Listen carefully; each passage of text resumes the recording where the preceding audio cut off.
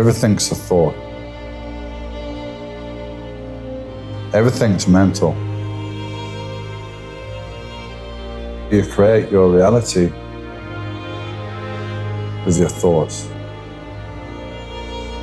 You build your story with your mind. When I built this story, I wanted to be Mr. Olympia. That starts with a thought. Then come the actions. I learned that I can apply that to many things. And you can bring things into your reality.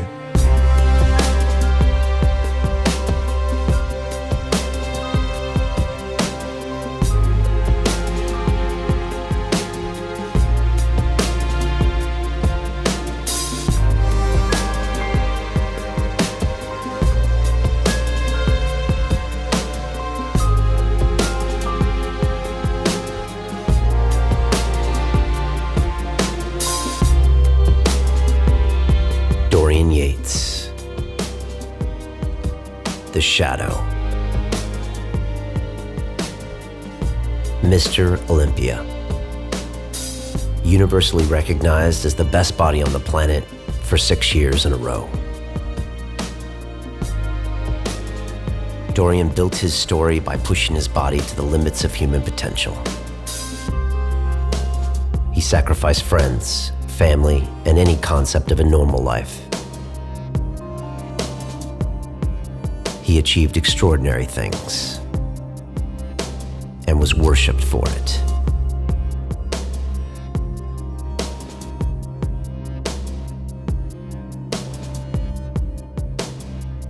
Then one day, the same body that defined him failed him and destroyed his reality. What does a man do when his entire identity is suddenly wiped out? He can give up, become the victim, or he can transcend it. He can choose to rebuild. He can reinvent himself.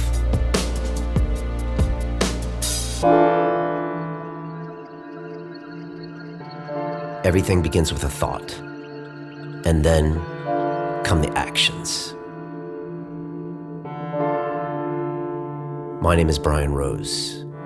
Like Dorian, I once had everything I wanted. I spent 10 years as a banker amassing more money than I knew what to do with. I took clients racing in Monaco and skiing in Switzerland. I had all the toys a boy could want. Everyone thought I had it all. And I was dying inside. One day I walked away from it in search of a new reality. I started a show called London Real. In-depth conversations with inspiring people that I broadcast to the world. It was my attempt to connect. It made me open up my heart and start to care about others.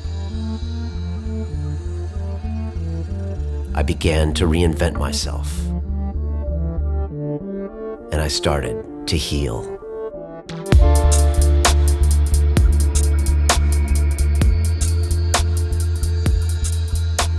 One year later, in 2013, Dorian walked into my studio.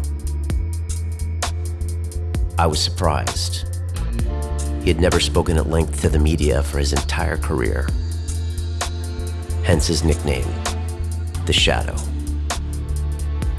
I didn't expect to learn anything new from a bodybuilder, even if he was the 6-time Mr. Olympia. But instead of talking about the body, he spoke to me about the soul. London Reelers picked up on his vibrations, and he became our most popular guest in history. 2.5 years later, he came back on the show. Everything about him was different. The way he looked, the way he talked, his whole aura had shifted. Dorian had changed, and I needed to find out more. After the show, he invited me to his home on the southern tip of Spain. But why Spain? What was the shadow doing in the sun?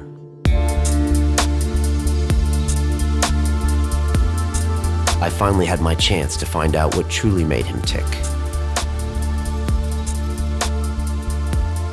I needed to see how this man had looked into the abyss, embraced the change in his life, and totally reinvented himself.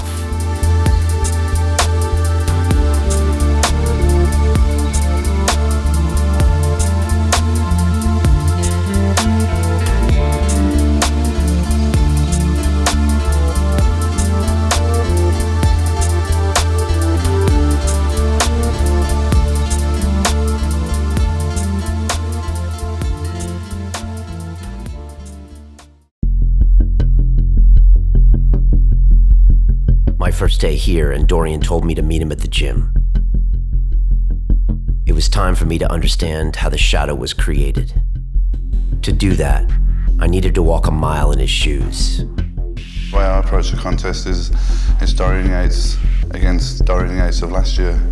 And that's what I'm trying to beat. I'm trying to beat the Dorian Yates of last year rather than thinking about beating other people, which basically I have no control over. So that's my competition.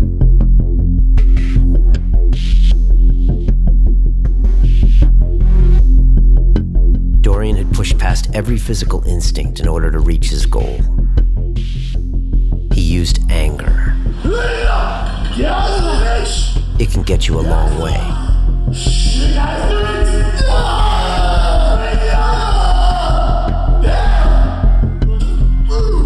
I used it myself as a young man on Wall Street, obsessed with making money.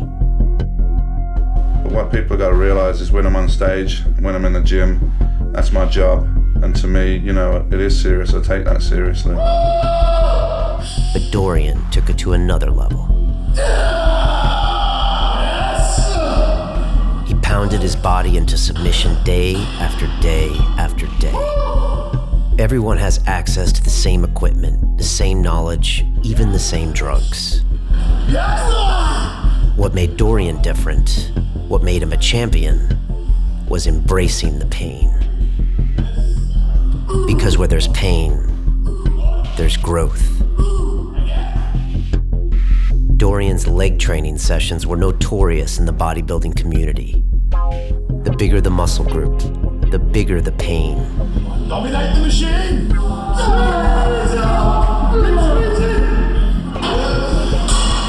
Everyone dreaded his leg day. But every now and then, some sucker would venture up to Temple Gym and give one a try. Fucking bitch!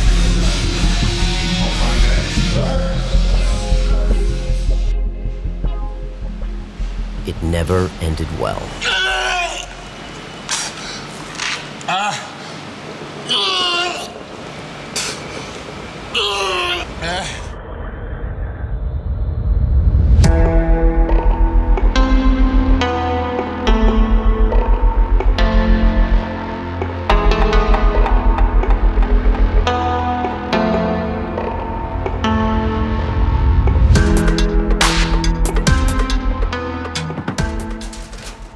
Hey, Brian. This is it. There's the spot, right? Welcome to the jungle, man. Love it, love it. What a great setup here. Yeah, we're going to start outside, a little bit different from Temple Gym.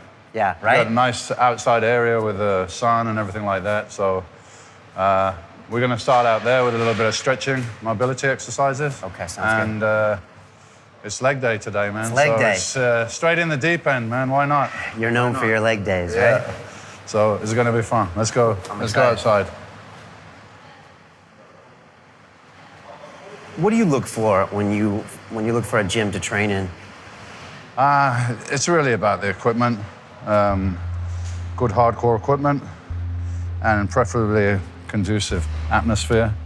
Okay. I can't go to a gym where it's, you know, these corporate fitness gyms where if you're making noise or you happen to drop the weight or something like that, that they're gonna get upset. So it's hard to find a real good gym, and that's what we had in Temple Gym. People used to feel it when they walk down the stairs. Like, gyms is somewhere where you do some hard-ass work. You're gonna be sweating, you're gonna be groaning, you're going to be making noise, and if that intimidates somebody in there, then they shouldn't be in there. It's not a gym, you know? It's all about the hard work. It's all about the work, man. And do you try to leave it all on the table when you go in for a workout like this? Do you try to die? If you're going to work in your comfort zone, why is your body going to adapt and change? It has no stress. Muscle growth is an adaptation to a stress, yeah? So if you're used to this level of stress, your body's not going to change. Guys come to start training, their body's not used to anything, right? So anything is going to be a stress. Pretty soon the body starts to adapt, and you see people, they will grow and they'll progress for maybe a year, 18 months, and after that they don't really get anywhere, because now your body's got used to that. Now you've got to, every time you've got to push beyond. You know, you feel good when you've pushed past your limits. That's you where know? all the fun happens, right? That's the satisfaction of going there, and you know, every impulse is telling you not to do this because it's hurting and like hell, you know, and it's tough, but it's like a habit. If you can overcome that, it's going to be easier next time, and that's like life. If you're going to just fold and fall down, oh, this is good chance you're going to do that next time, and next time it becomes a habit, you know? And in other parts in your life. You do Yeah, that as too. well. That's what we're doing today, man. Good, I like it. I had a guest on my show, and he was a Navy SEAL, and he said he used to ask the guys before buds training, why are you going to do this? Why are you going to make it through Hell Week? And one guy would be like, because I want to be the baddest Marine ever. And one guy would be like, because I don't want to let my family down. Yeah. And he's like, what are the guys that made it through? Always the ones that had a higher purpose. Yeah, you know? that's your motivation. Yeah. You know, and my motivation when I was bodybuilding was I wanted to change my life. I didn't want to be in Wanted to get out of everything that was surrounding me and the limitations that you know people believed that they had. And you know, I had this kid. I'm reading these magazines about these guys, and it was like no internet. I mean, this is a different world, right? Yeah. And people, you know, couldn't even relate to it. But I was determined to be successful, at least to some degree, from day one, you know? And that was your ticket out. Yeah. How hard you could go in the gym was your ticket to almost literally transport you to another world. Exactly. How hard could I go in the gym? How well could I stick to my diet? Yeah. How well could I, you know, make sure I got enough rest and didn't get distracted? And there's a lot of things to it, you know? The gym aspect is just one part of it. So have an intention. Absolutely. You got to have a goal, you know? It's like you got to have a plan and a desire. Because if I haven't got a desire, when it gets really uncomfortable, you're probably just going to say, hey, screw this, this is enough, you know? Right. Good. All right. So we're going to do a light set to get the movement, get everything, get the blood in there. We're going to do a medium set to further, you know, get the body and the mind ready. Yeah. And then the last set is going to be like somebody's got a gun to your little baby's head, yeah? And he's gonna pull the trigger unless you fucking give 100%. It's life and death. One set. Then we move on to another exercise. The toughest stuff is first, trust me, those 3 exercises. Okay. The other ones are tough, but 3 quad exercises are the beast, you know? Just had a little baby, so the gun, I know you did. the gun to his head reference is very... I thought so, I thought that would work.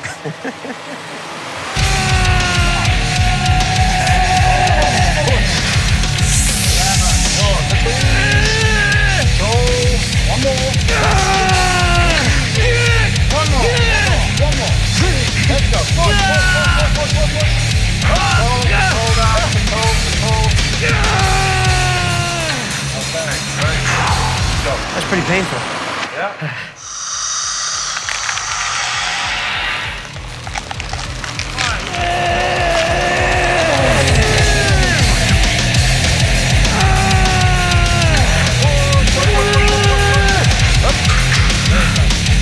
Good man. That's a set. That's a set.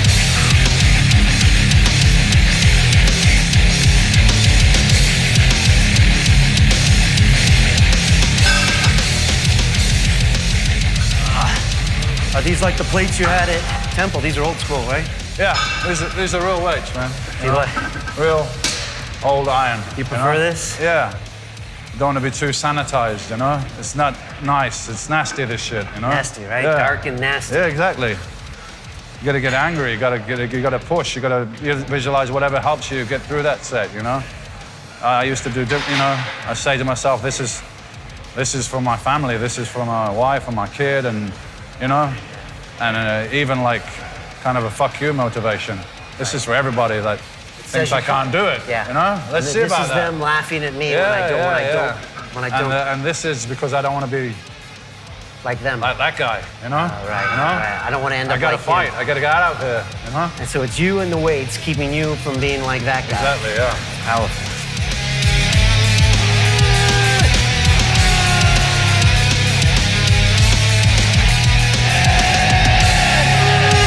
One more up. Tight. There are 2 words you don't want Dorian to say. One more. Does it frustrate you when people that are uneducated think that steroids is the missing link as opposed to what you just saw in there, just going past your limits? You know, not really, because people who don't know, they don't know, you know?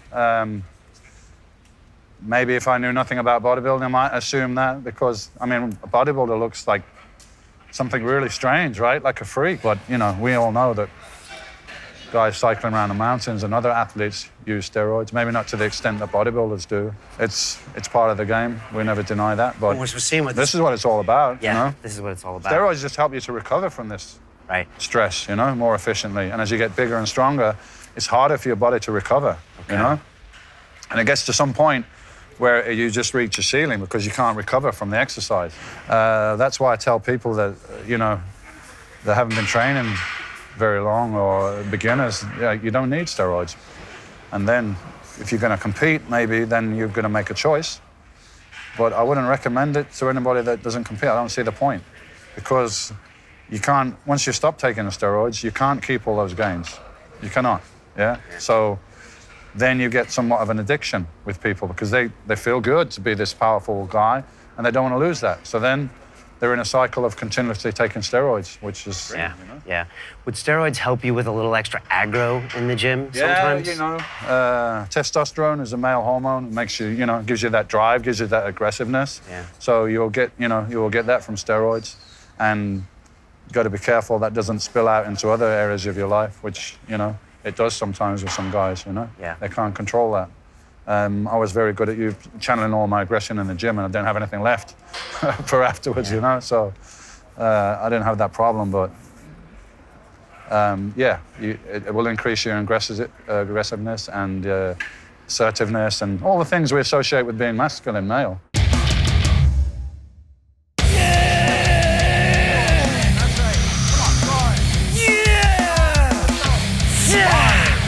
Strong, Brian. Come on. 6. 7. Easy. One more. Come on.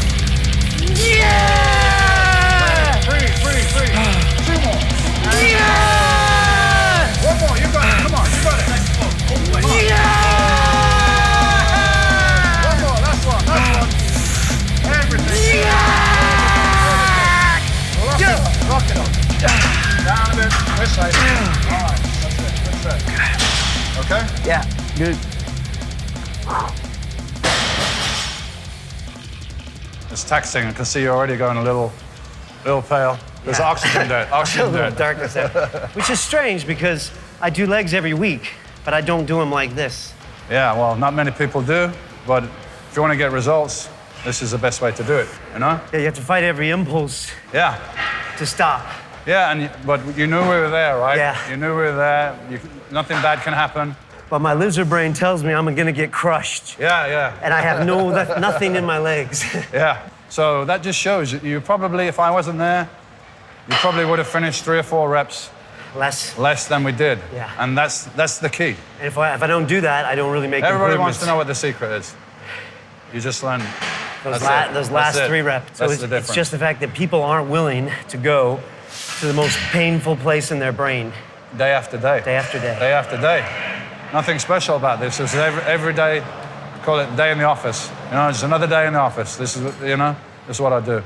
Right. And that was good. Very, very proud of you, man. Okay, All right, thanks, man. have a little breather. Okay.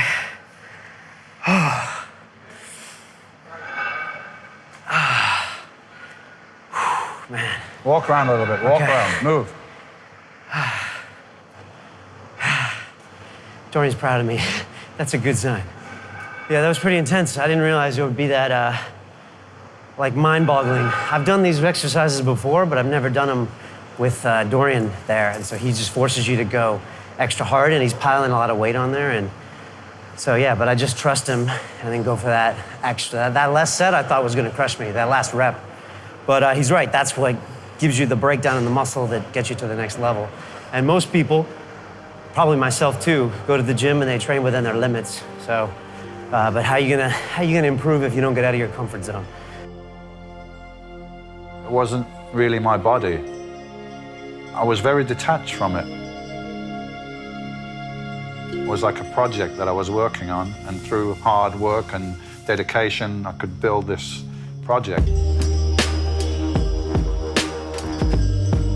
The challenge of doing something and being the best at it, not only the best, I wanted to like exceed what had been done before. I'm good at this, and this is what I'm going to do, and I'm just going to put, you know, people say don't put all your eggs in one basket, but I just had one egg, so I better look after that egg and, you know, nurture it.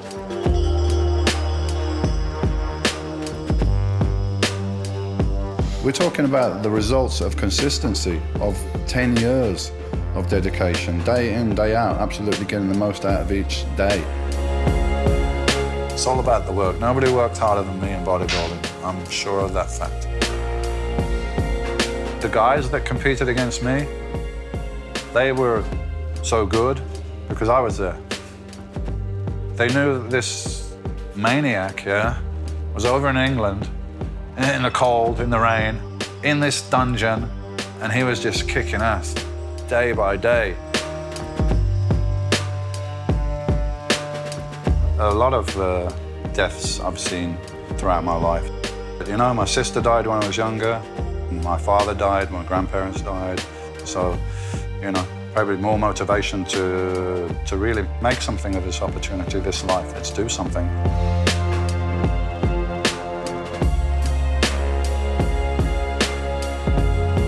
Gotta do this, and every day I've got to give 100% on that day of what I can do towards this goal. And kind of was like living in a tunnel, living in a bubble. Stuff was going on around me, but I didn't really take much notice of it. You know, I didn't get distracted.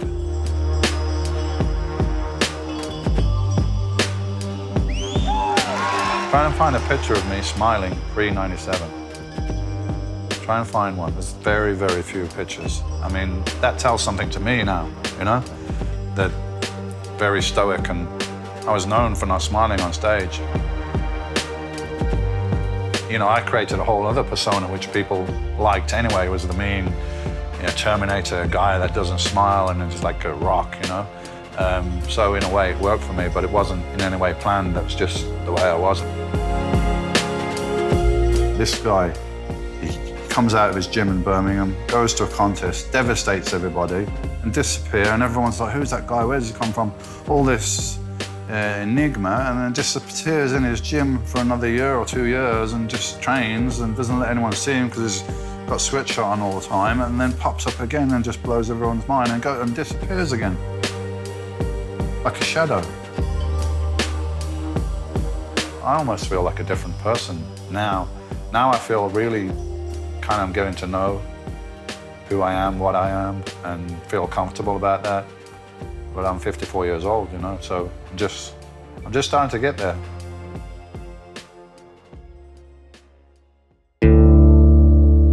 Dorian invited me to his home on the beach. We were a long way from Birmingham. Bodybuilding was so individual for me. I had to study the nutrition. I had to do the training. I had to find out how it worked with my body. There were no teammates. There were no family. There was nobody to let me down. It was just all down to me, win or lose. And that was the appeal.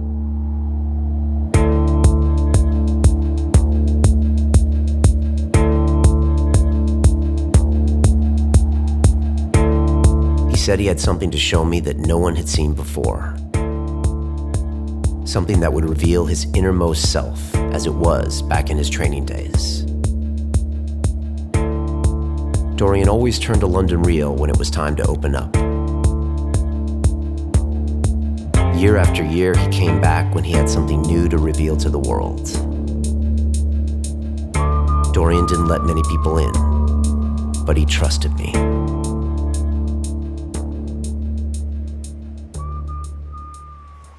You dropped out of school at 16?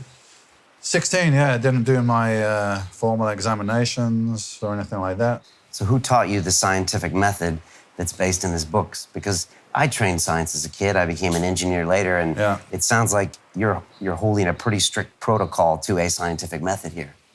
I don't know. Nobody really taught me it. It just came. Maybe I read a suggestion somewhere. It's good to keep a training journal. I think Mike Mensa might have said it's good to keep a training journal. But yeah, I was just very meticulous about what I was doing, very serious about what I was doing from day one. I mean, we got some of the books here. Yeah, what do we have that I fished out.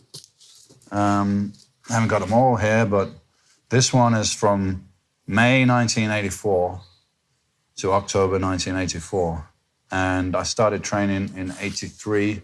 And look what we got on here. Strength of body, power of mind. Wow. And this is, what is that symbol, too? I don't know. I don't even know. Like I did it at the time. You're channeling some energy there. Yeah, I don't know, but, we got stuff on there, mass and power. I'm a kid, so I'm still just like a little bit kid-like, but high-intensity training. You ready? We're talking about high-intensity training already. Yeah, asterisks there. Yeah. Ceiling unlimited is just... It's interesting because these all have nothing to do with weight training specifically. It's more to do with the mental side, aspect. More to do with the mental side of it. And I always saw that as the key. And that was my strength that I had over everybody else. So we got in here. I had a layoff for 5 days, probably was feeling tired or something. Like a bit smooth watch diet. So you're already watching your body shape. Yeah. Okay, this is funny, man. It's funny for me because I haven't read these things for years and years, right? So here we got Monday, 27th of May, 1984.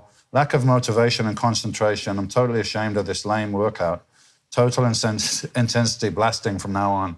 So I must have had a bad day, and I'm having a word with myself. Having a word with yourself. Yeah. So what are the things you see here when you're going through here? I mean, it takes me back to sitting in my one-bedroom council flat in Castle Vale. Castle Vale was the Castle estate Vale. name. It's a council estate. It was notorious at the time. I think it's a bit more civilized now, and violence. I mean, if you didn't live on Castle Vale, you didn't want to go on Castle Vale. You wouldn't go on there. It's very tribal at that time. I think things have changed now. Yeah, I was dreaming to make it out of there. I don't really know if I knew, but I knew good things were coming. I was doing something here positive. I was putting my energy in it, and something good was going to come out of it.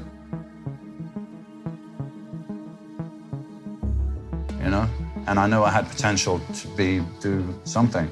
I think I started thinking, well, I'm great if I could be British champion one day. Something like that, at that point. Medium goals. Yeah. And I think it's important not to have your goals. It's okay to, think in the back of your mind, I want to do this. But if you only think about that, it's so far away. It's not you got to break it down into smaller goals.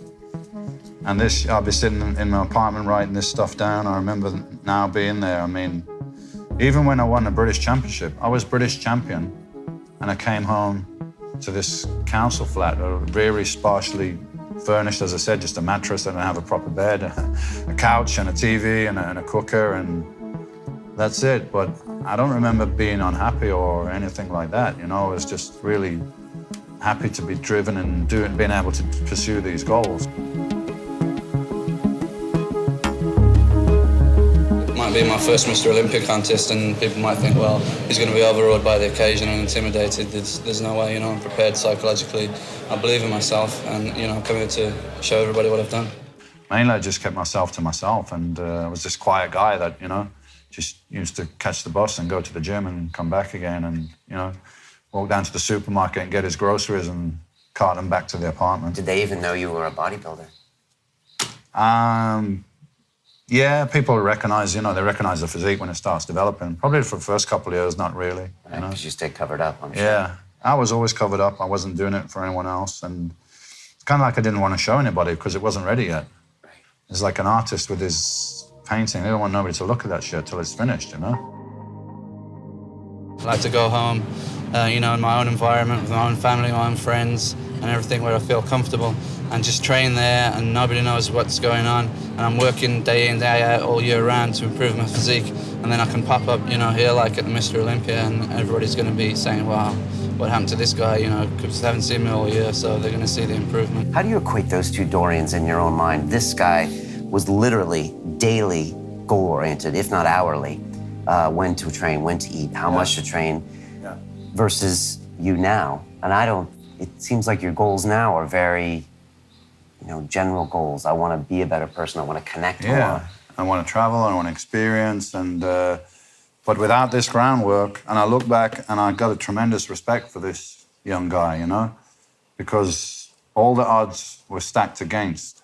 No family, you know, support and background and encouragement.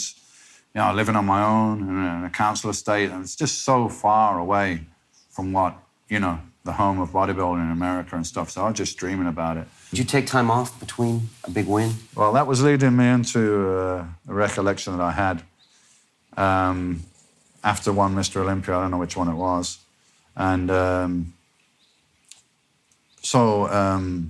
Dorian, when do you start training? When do you start preparing for next year? How long are you on, like, next week?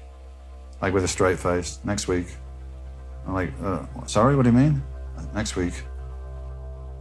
You know? Yeah. Like, all year, man, all year. I don't take any breaks, you know? Somebody asked me one time, like, why don't you take a couple of months off training? I said, why don't you take a couple of months off sex?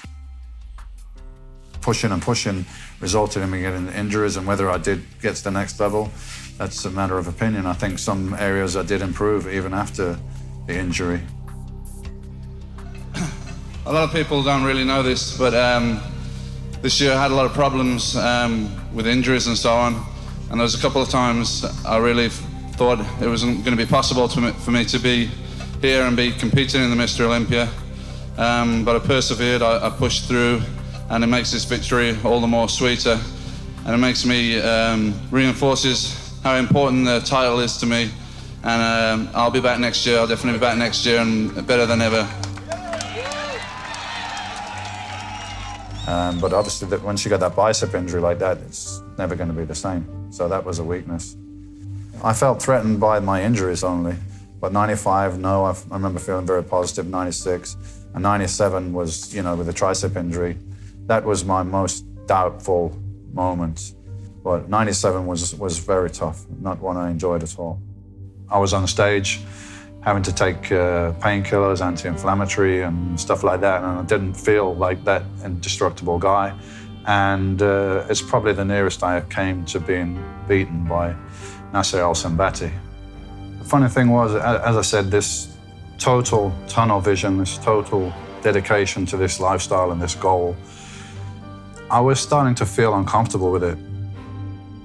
I was starting to think, this is starting to feel like a job now. The aura was definitely down that year, you know? It didn't make a lot of sense to me at the time, but now it does, because I know about energy and auras and that kind of stuff.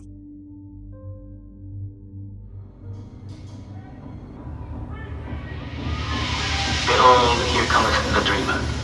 Let us slay him, and we shall see what will become of his dreams. Dorian, yesterday you told us some pretty serious news about your career at the moment. Can you tell us more about that? Yeah, as people may know, in training for the last Mr. Olympia competition, I had a very serious injury which occurred about 3 weeks out from the competition. Almost completely tore off the tricep tendon. I've had setbacks before, I've had adverse circumstances, and I've always got to the top, so I'm sure that'll be the case once again.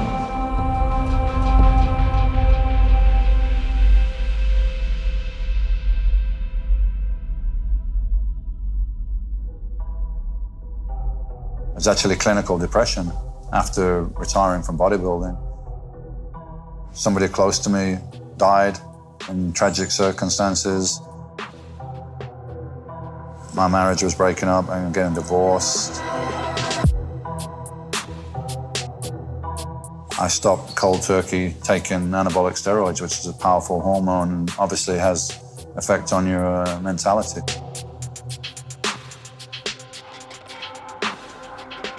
Thankfully, the one thing that I think saved me so that I was not that guy that was just lying in bed and didn't get up in the morning was I always went to the gym. And I always felt a bit better afterwards. And you know, you see the guys at the gym and you talk a little bit. But then I'd go home and like, what am I doing? But there's no goal there anymore. And stuff, but I felt with my injury, I just felt again, I don't want people to look at me because I'm not happy with the way I look now with the injury, you know? The thing for me though was it was a bit traumatic because it wasn't a choice. It wasn't planned. Everything else I'd done was strategic, it was planned. The contest, when I should do it, and it was planned out, it was military, you know? And here, boom, like, what are you gonna do now, you know? But perhaps I'm philosophical about it. Perhaps that had to happen because my life had to change a direction. You know, it was very limited. It's tough, you know, really tough mentally because I'm getting up in the morning and what do I do now? What's my motivation? You know, this all-consuming thing as an athlete. I came to the conclusion that a lot of people seek to replace that. And I know a lot of high-level super athletes. You're talking about Sugar Ray Leonard here and people like that, Frank Bruno as well. And a lot of people get into the whole drugs thing. Yeah. And I got the theory on that because they're looking for that high, that thing that you got from competition. But I realized pretty quickly, you're not going to replace that. You cannot replace that because it is what it is, yeah? And certainly drugs are not going to do it for you.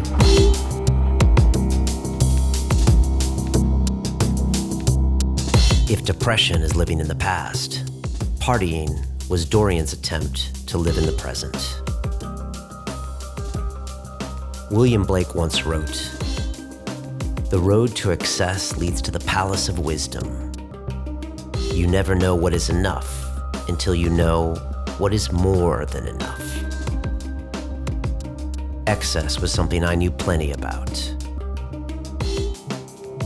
In the banking world, you are practically defined by how much you consume. But it's a slippery slope, and many never make it back. I met Dorian in Puerto Banús, the hedonistic seaport where he had once chased his demons. Can you tell us about some of those party days when, you know, before you met Gal, when you were single? I don't know, my daughter's gonna watch this thing now. You gotta tell us a little bit because there is no dark without the light or light without the dark. Yeah, exactly. You know what it was? I think I went through this transition thing when I retired and, you know, everything fell apart. My nephew passed away very young, tragically. My marriage was breaking up, my career was ended. It was like, you know, I was falling into this pit. And then I just like, you know, my whole construct was like falling apart, right? Yeah.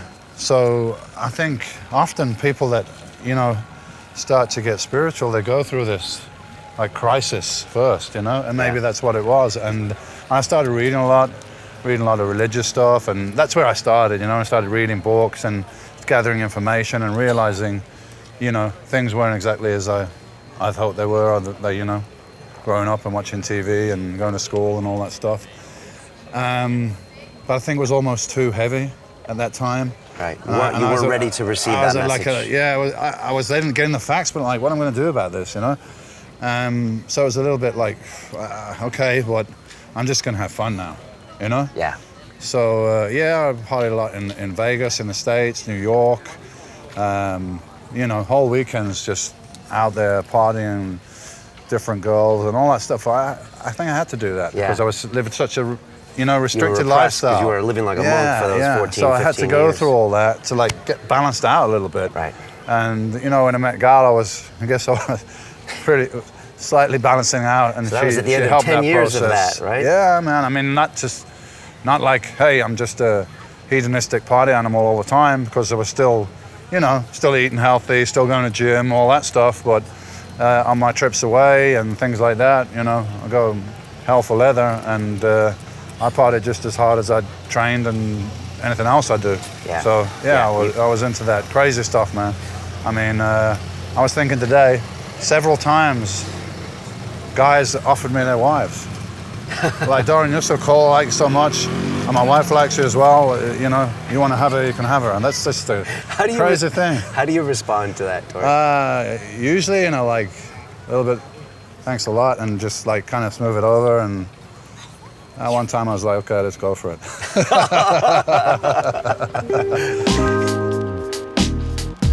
Yesterday you told me that someone once told you could never have too much money or too many women.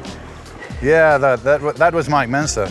Okay. He's like, you know, he was talking about training. Right. Everybody thinks more is better. Well, more is not better with training, you know, definitely not. And, you know, he's just making a joke. Like, the only thing is more is better is money and women. And I wouldn't agree with that, you know? Right. Bring more money, more women, bringing more problems. So, yeah, but it was a funny statement. It got people's attention, you know? Just had a question about the old party days before I put those to rest. Yeah. There's a picture of the web, and there's a girl that has a tattoo on her somewhere that says Dorian's girl. That's tattoo. Gal. Oh, that's Gal, okay, all right. Okay, good. Are there many of those out there? No, that's Okay, unique good. to Gal, that tattoo, Okay. as far as I know. Good. And I think meeting Gal was definitely calming, stabilizing influence. So we make a great team. Two unusual animals. You are the best man in my life, and the only man in my life. I love you always, you have my love always. I was telling the guys, I was like, try to conceive of the fact that any nightclub you go to in the world, most likely the doormen not only know you, they're huge fans of you. Yeah. And that must boggle your mind, the access you get to everything. Yeah, that's great because whatever you want to call it, you know, fame, celebrity, I got a little bit of it, you know, and the advantages of those advantages, right? Yeah. Well, I can walk down the street and most people don't know who the hell I am because it's like a niche thing. Yeah. If you're into the gym world, guys like idolize me, you know, it's like, you know, that's Yeah. what they do, and I got right to the top, and they know what that fucking involves, so Yeah. got a lot of respect and everything like that, and they're very happy to meet me and entertain me and everything. But, you know, I walk around here, most people don't know who I am unless they're, you know, unless they know me, they've met me, or, you know, they're into that world. So Yeah. I'm not like, you know, I'm not gonna get harassed walking down the street. Which is nice. Yeah, it's great. Oh, that would be a nightmare, you know? And most of the, you know, I'm usually just walking around. I'm not walking around in Mr. Olympia mode. It's almost like, you know, Right. that's almost like an act, right? You know, when you're working, you got to be that guy, Yeah. and people are looking for that guy. But when I'm not even, you know, I just think I'm a normal guy. And sometimes people are looking at me and doing double takes, and I'm half thinking, why are they looking at me? And then I realize, oh, okay, probably, you know, he's recognized me. Or you look like someone who is someone. Yeah, That's what it is. I don't know. Walk past the boats and the crazy expensive cars and go get a cheap ice cream. Let's do it. All right.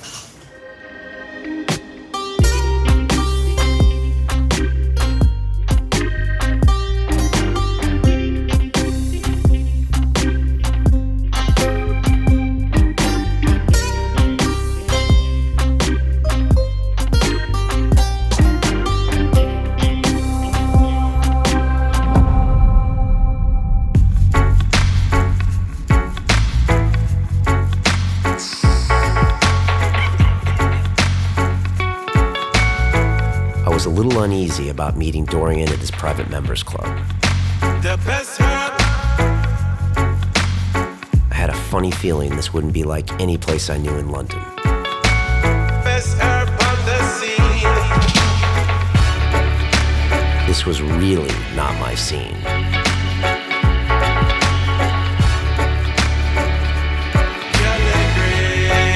Fancy meeting you here. Good to see you. Yeah, cool, man. Let me show you around the place, Joe's Smoking Club. This is Joe's, my private members club for people that appreciate cannabis. It's like a collective. We all put together and support the club, and so we can get good quality cannabis when we need it. Right, and this is a really relaxed, chill atmosphere. Yeah, it's a nice place to hang out. We've got pool tables down here, a nice seating area upstairs, some nice music and so on. So I'll show you upstairs. Yeah, mate. let's take a look. It's almost like they built this place for me, you know, because first when you go up the stairs here, you got this guy, Bob Marley. And you've got Bob tattooed on your front shin, right? And there we go. We got Bob Marley here. Got Bob Marley on the wall here.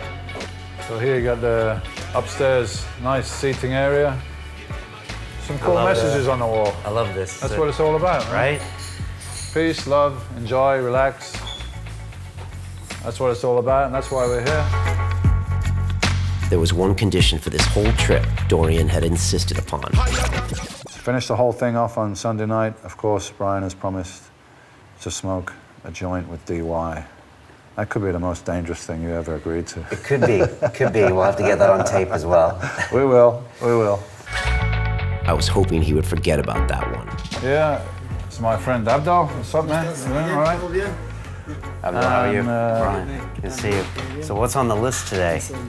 Yeah, we got the strawberry, kosher kush, bling bling, white widow, and some mango, which I've never heard of before. And like you said, this is the kind of club you want to be hanging out at, right? Because it doesn't have all those other bad side effects that a lot of clubs have. No, exactly. I mean, you go to a nightclub, people are drinking a lot of alcohol. There's always a possibility of violence there, you know, something's going to happen, and people are throwing up, getting sick, all kind of madness going on. You don't get that in a place where you get cannabis. People are just relaxed, nice and social, and nice and quiet, relaxed atmosphere, you know? Very nice. Wow, what do we have here? So we've got Abdul. So looking for a sativa. Sativa is in bling and strawberry. Bring and strawberry. Yeah, the white widow. So mango is 50-50. Yeah. And the kush is a heavier one if you want to sleep, yeah? Yeah, it's medicinal. Yeah, that's not my preference. What are you smelling? Oh, you tell me. Ooh. It smells concentrated. It's kind of fruity smelling one. That's probably why it's called strawberry. So for me, I'm just going to have a gram of the strawberry, please. Used to be in one joint, now it lasts me a few days. Now. It used to be one? Yeah. Wow. All right.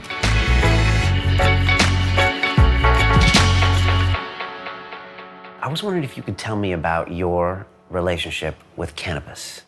I've reduced a lot and got a lot more control over it, whereas before it was getting a bit habitual.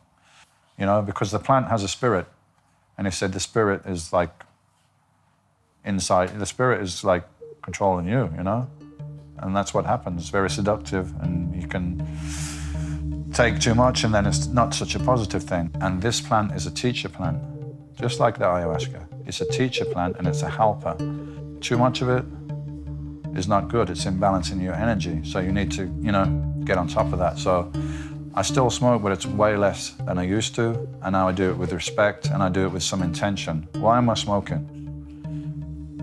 Just to watch TV and stone out, you know, or you know, am I smoking to help me relax, to go to sleep, or do I want to help me see more, to visualize more, to think outside of the normal box? Nothing's all good and nothing's all bad. There's, you know, shades of gray. Psychedelics. They are controversial but effective. My history with the plant teacher ayahuasca had reinvented my life, enough to make me a father at 45 years old. Dorian once told me the ego gets in the way, and sometimes it needs to be destroyed. Where drugs once expanded his muscles, now they expanded his mind. Typical of Dorian, he went to the extreme with the most powerful psychedelic, DMT. What do you take away from those DMT experiences? It's tremendous amount of information that you get in, and it was like the higher me talking to me and telling me like the biggest problem we have here really on this planet, on this plane, is the ego, you know? The ego gets in the way of everything, and the ego is not really you, you know? The ego is just a construct we've formed in this, yeah. Was ego what built your whole career? Probably. Okay. I mean, initially, why would you want to be the best in the world at something, you know? I guess it must be your ego. On our first episode, we spoke about DMT. Yeah. And you had even said that we were going to smoke DMT together. I went on to do a before and after episode, but I know you had an experience with DMT. Yeah, you did it without me, man. What's that about? You kind of You disappeared. couldn't wait, right? Yeah, I went into the shadows again. Shadow, you know? I call it a door opener for me to like, wow, you realize it's, you know, there's another world out there, and where we live is just like, it's just a narrow piece of light. Taking psychedelics, it takes you out of that, and you see that there's more out there.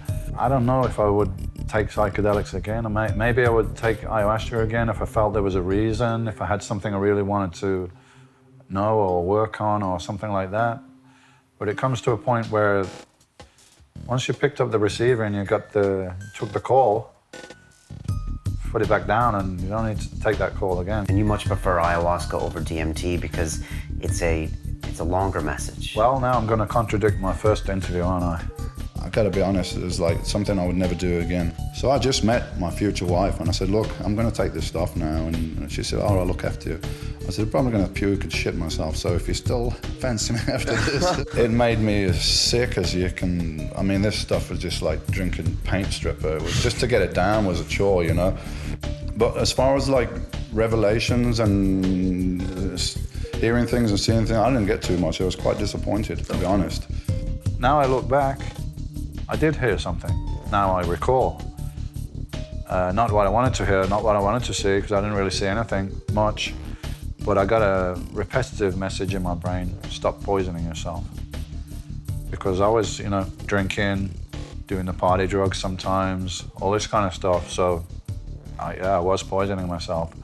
And the ayahuasca gives you what you need. And at that point, that's all I needed to know and hear. Forget about seeing your spirit animals, mate, and all that stuff and great revelations of what life's all about. Stop poisoning yourself. That's my advice to you right now.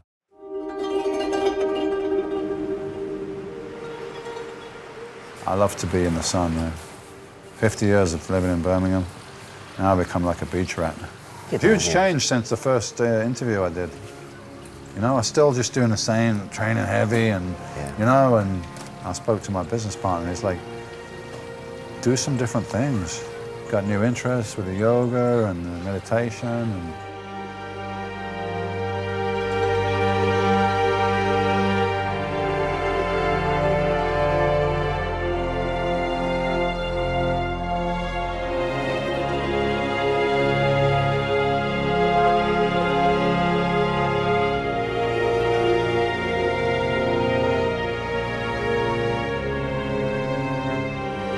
people always criticize me for being like, not being like emotional on stage and not smiling and all this stuff. But I learned that at an early age when my dad died. I learned to kind of control and hide the emotions. I don't know why, it was just a big thing that when I went back to school, I didn't want to cry. I didn't want people to see me break down. I didn't want to see me cry when I went back to school after that, you know? And I didn't. And I think I always had that thing inside that I kind of suppress and control. But the first time I won the Night of Champions and the first time I won the Mr. Olympia, if you look at the footage, you see I'm biting my lip. That's like to suppress the kid, because I did feel like breaking down and crying, because it's accumulation of all these years training and all this, but I had to kind of control it, because that was something I'd practiced for many years and got quite good at, you know. I actually look back at pictures of myself about 5 years ago, 6 years ago, when I was living in England, and I say, who's this old, sick-looking white guy? Well, there's a picture of you at London Real Studios with me from January 2013, so almost 4 years ago, and you do look different. You know, you've got really close-shaved hair. You do look, well, sicker than you do now. Now you look completely relaxed. You've got a beard like Ernest Hemingway. And you do look different, even in that short amount of time. Yeah, well, you know, the inner self has changed, right? So there's going to be some changes on the outside, I think. I mean, I noticed my wardrobe at some point, I don't know what it was, like a year and a half ago, when I started doing yoga and started meditating. I'm like, what's with all these black shirts and these gray shirts and stuff? I don't want to wear these anymore. I don't want to wear yellow and orange and red and, you know, it's just a whole different feeling, different vibration. And that has definitely helped. I mean, I didn't really know what meditation was. You sit there and you try to think of nothing, and it's almost like it slows everything down. So you don't knee-jerk reaction to anything anymore. And it changes your vibration, as we're talking. And I think situations and the universe and people start reacting differently to you.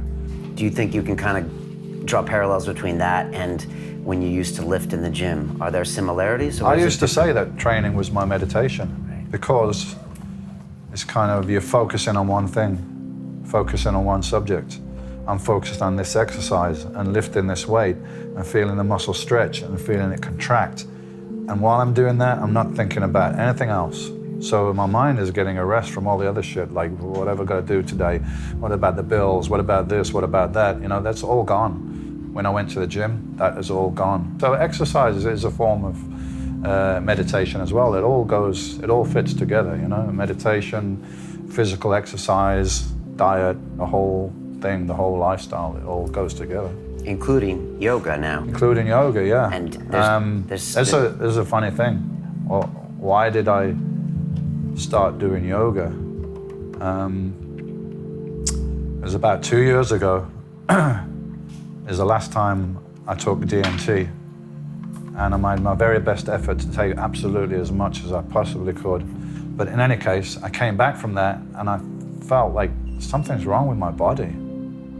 It's all like, you know, I was like hunched over with the shoulders, and I couldn't even sit down in a full squat anymore. It was like uncomfortable on my hips and my back. And I thought, wow, this is not right. I need to straighten this shit out, you know? And I just got it in my head, yoga or Tai Chi or Qigong or something like that I need to do, you know? It never really occurred to me before.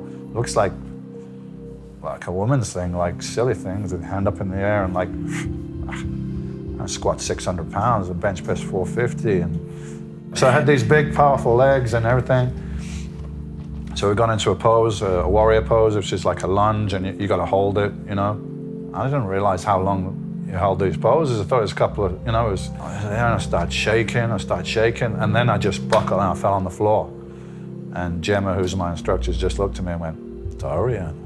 Like, you know, like, hey, it's, you know, big guy, it's not so easy as maybe you thought, you know? And it wasn't. So I don't fall over anymore. I got a bit better and everything like that. It probably would have been great for me to do a little bit when I was training. It would have helped me to avoid some injuries. It would have helped made me more mobile and flexible in the posing and stuff like that. So it would have had benefits back then, but I wouldn't have listened to that back then, you know? And a lot of people ask you now, Dorian, do you even lift? Yeah, no, I don't even lift, man. It's true, I don't even lift.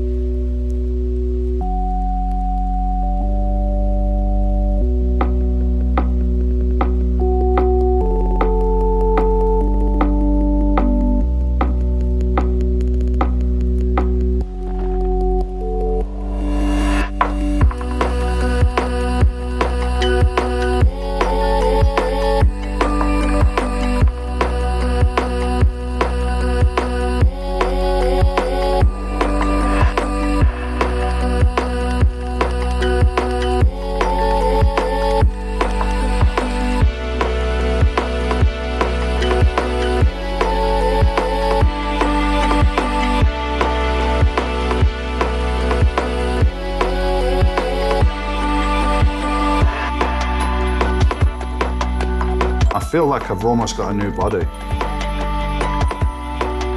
That's the benefit of yoga, apart from the fact that it's not just a physical exercise, it's a spiritual exercise as well. You're tuning yourself up. I mean, these guys thousands of years ago, they figured out these positions do certain things to your body and to your energy and all that stuff.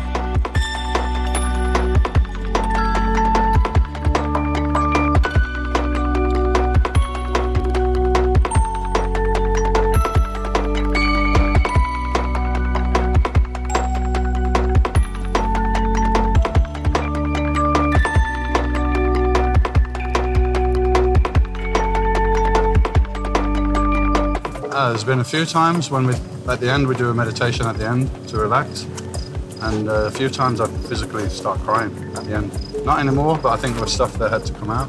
Yeah, I got a little. Because I was too like before, you know. I had to get a bit more female energy, whatever it is. I feel bad, man. Mr. Olympia cries. I was thinking of Dorian in '93, how he bit his lip. Or '92 when you won. Yeah. And I was like, well, Dorian wouldn't cry, so I'm not going to cry. Yeah, but that, but I was close to crying there. Dorian, right? Yeah, that's the That old was Dorian trying to suppress his emotions, where now I don't try to do that. I enjoy being with my teacher because I take a totally different approach to this, where I try not to learn about it. I try to be like, I'm totally in your hands. I'm a baby here, I don't know anything.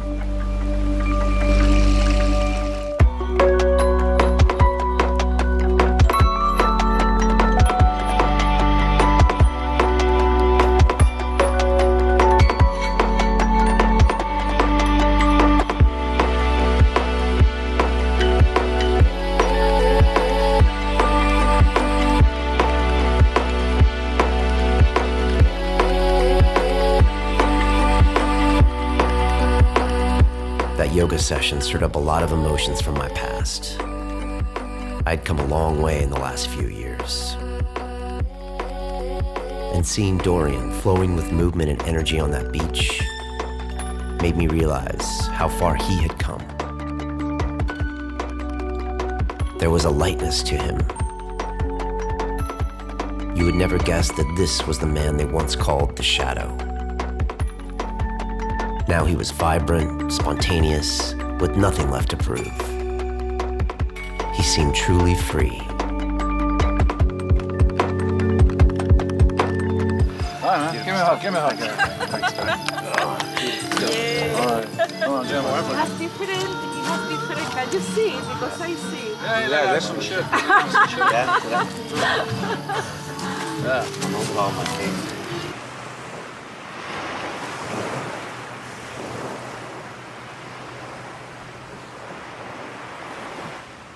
I think I would be proud to see that I've moved on and learned different things, and I believe a lot of people become what I call crystallized, you know?